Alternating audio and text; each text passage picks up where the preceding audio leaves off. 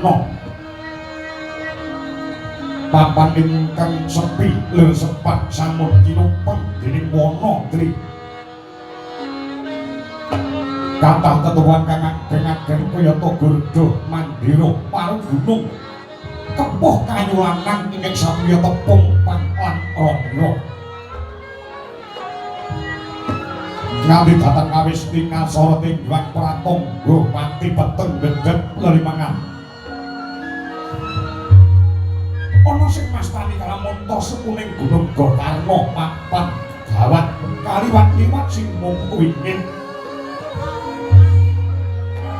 prasasat jalma mara jalma mati parandene ana gunana titah wujud raseksa ingkang nembe tapa nendra lah menika warnane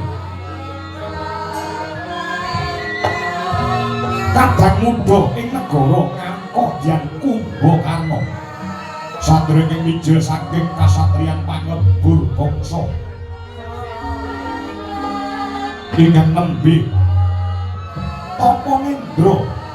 meh setahun Danyira tapa nendra kala sepuning Gunung Gokarna awit sinurung pogel kadulaning galih nenggih lisan